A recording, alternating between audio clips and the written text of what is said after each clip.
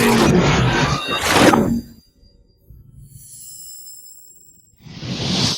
guys, welcome back to the channel. Hope you guys are doing fantastic. Check it out. How's the beard looking?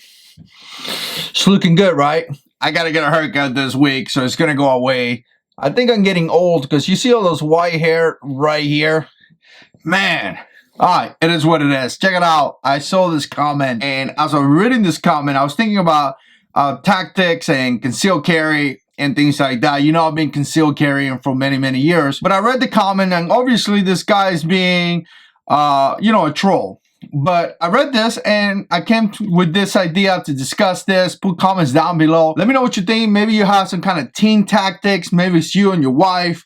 Maybe it's you and your husband, or you and your girlfriend. Whatever it is, however you roll, let me know down in the comment section if you want to share some comments and things like that. But this video came, or this comment came from a video that I did years ago, and he says, do a video on concealed carry in maternity places, or a video on concealed carry in a hospital emergency room while you're being operated on. And obviously, you know, if you're being operated on, have the surgeon hold your pistol, right? That's just how you do it. You tell him to hold your pistol when you come back from the anesthesia or whatever, you put it back in your pocket, right? So again, stupid comment, in my opinion, obviously a troll. But I was thinking about this, and I know there's places in life that you may not be able to carry a gun in particular, but whoever is with you may be able to carry a gun. Or in some places, you know, whatever it is the situation, there may be a chance that you may not be able to carry in that particular situation, but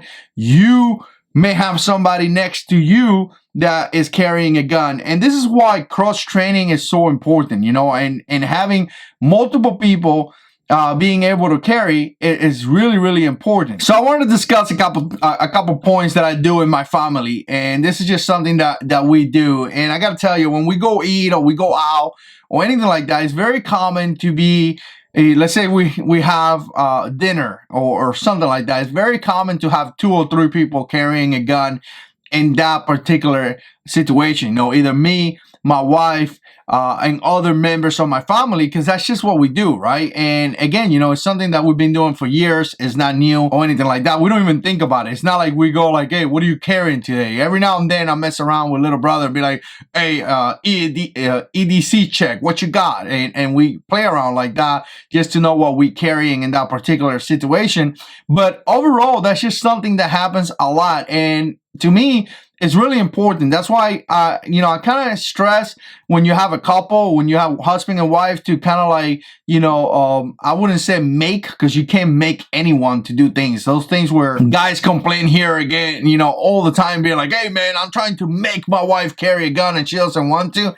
Dude, don't do that. You can't make your wife carry a gun. It's something that your wife, if she wants to do, she may do. And you know what? There's some guys out there may not carry a gun. So there's something that the wife are trying to tell the husband, hey, you want to carry a gun? But again, you know, you can't make people to do things. The best, in a way, course of action will be like, try to encourage them to do it, because this particular situation, there may be a moment in life where you need support because you can't carry, or, you know, in a worst case situation, you may get shot and you have to defend your family, right? There have been situations that I have read where the husband gets into a really nasty confrontation and mom is staying behind protecting the children. Now let's think about this. If you have a husband that is out there fighting and your wife is protecting the children, if husband goes down, wife chances of survive with the children are gone because she doesn't have a way to protect herself. So we got to talk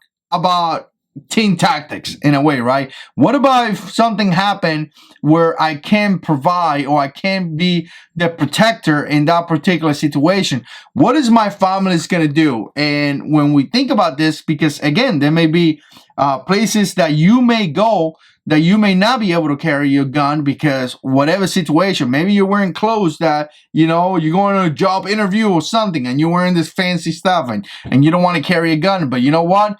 Wife is waiting for you in the car and she is carrying a gun in case something happened, right? Or maybe, you know, you go into another particular situation and you may not have a gun because of that. Maybe you're exercising or something, preparing for a marathon. There we go. You're preparing for a marathon and you're running with your regular regular room clothes, and maybe your wife is following you, bringing you water or something, and she has a gun in case something happened. Again, you know, there's many situations in my life, or there have been situations in my life where, you know what, I have a gun and Stacy may not have a gun, and there may be other situation where Stacy have a gun and I may not have a gun, but there have been typically the situation is that we both have a gun, and that's just how it goes, right? But again, you know, this comment right here, it kind of like gave me an idea that I haven't talked about this in a while, to talk about team tactics. You really need to develop some type of team tactic with people that you know, and people that you may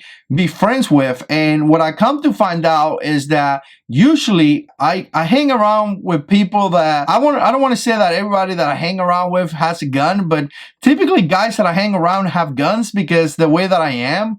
I mean, I'm not saying I wouldn't be a friend to somebody that doesn't like guns. That's not my point. I'm friends with people that do not enjoy guns.